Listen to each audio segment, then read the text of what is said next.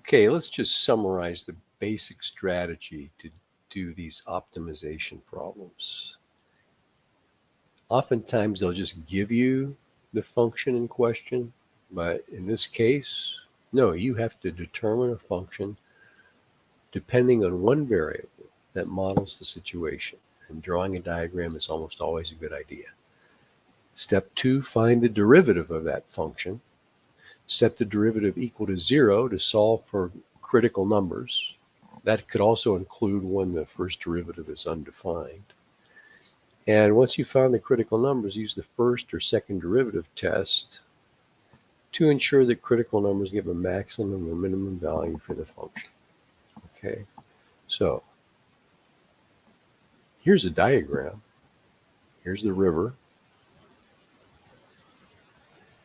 This rectangular area here is 30,000 square yards, and we're going to fence it in like this, dividing it into two sections. And each yard of fence costs $10. So how many yards of fencing are there? Well, there's 3 X's and 1 Y. So how much does that many yards cost? Well, $10 for each yard. So here's an expression for the function. The cost function is 10 times the quantity 3x plus y. But we need to get it down to one variable. Is there a relationship between x and y that allows us to write the cost function depending on just one variable? Well, here's the key. We're told that the area of this region is 30,000 square yards. So x times y, width times length, has to be 30,000. So if I solve for one of those variables, y equals 30,000 divided by x. So now I can write the cost function as 10 times 3x plus 30,000, x to the minus 1. Go ahead and distribute the 10. There's our cost function right here. And we want to find out that and give it a function. You have to put in a number greater than 0. Otherwise, we don't have any fencing. We're not enclosing the region. You could put 1 in for x, and the cost would be fairly significant. How do we find out the value of x that minimizes that function? Well, we take the first derivative, which is 30 minus 300,000 x to the minus 2, set it equal to 0. Here's where I've set the first derivative equal to 0. Move this term to the right side of the equal sign, multiply every term on both sides by x squared to clear the equation of fractions. I'm allowed to do that because we already said x has to be greater than 0. Divide by 30.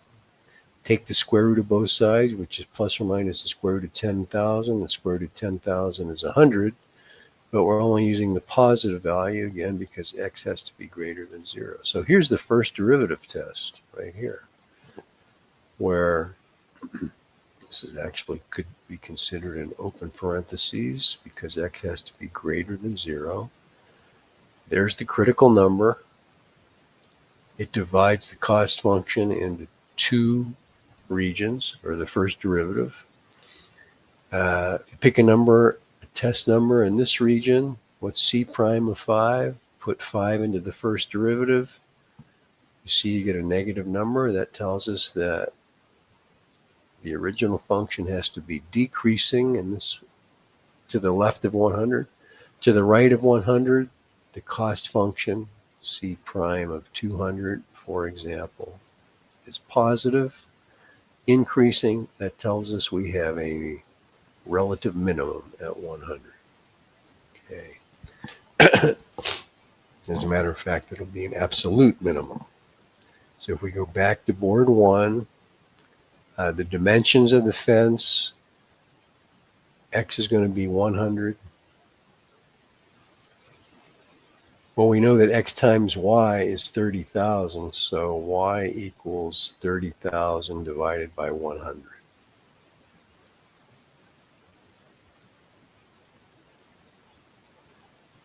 or 300. What is the total cost of the fence? Well, we put this 100 into our cost function. Cost function was C of x equals 30 times x plus 300,000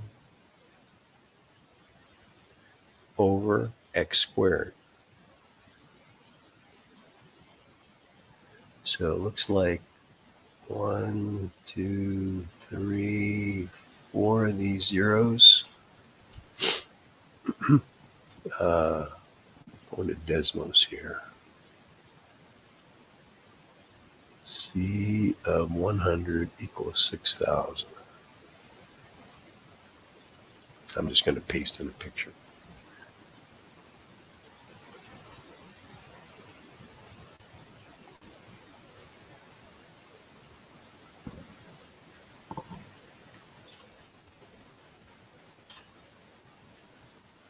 Here we go. Okay, so there's C of x. Put in it 100 and 100 here. Oh, it's not by 100 squared, it's just by 100. That's why this wasn't working out too well. Okay, so I'll just leave this picture here for you. C of 100 is 6,000. So it's going to cost $6,000 to build that fence. There you go. Hope that helped. If you have any questions, post it.